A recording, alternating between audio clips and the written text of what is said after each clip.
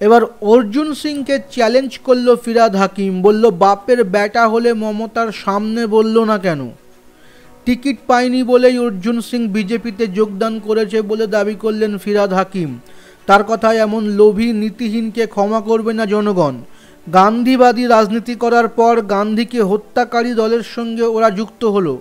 মমতা বন্দ্যোপাধ্যায়ের জন্য অর্জুন সিং 4 বার বিধায়ক হতে পেরেছেন বলেও মনে করিয়ে দেন ফিরহাদ হাকিম।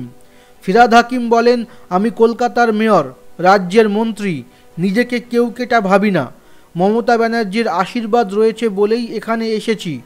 অর্জুন সিং বিজেপির টিকিটে দাঁড়ালেও ব্যারাকপুরে কোনো প্রভাব পড়বে না বলে স্পষ্ট করেছেন ফিরহাদ হাকিম। তার কথায় কোনো অসুবিধা নেই। তার ছবি ছিল বলেই 30,000 ভোটে জিতেছিলেন অর্জুন। চেতলার ছেলে থেকে মেয়র হয়েছি মমতার আশীর্বাদে। মুকুল অর্জুন কি ছিল, এটা পুরোটাই মমতার আশীর্বাদ ছিল, সেটা ভুলে গেলে চলবে না।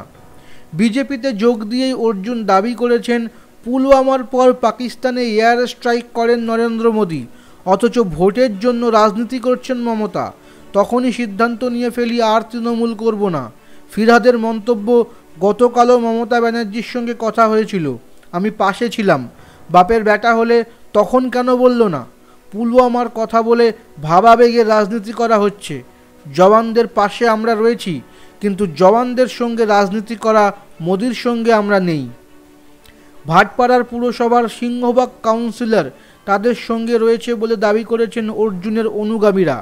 সেই দাবি উড়িয়ে ববি হাকিম বলেন, পুরসভাগুলো আমরা পরিচালনা করি, আমাদের আদর্শে বিশ্বাস করে ওনারা পৌর প্রতিনিধি হয়েছেন।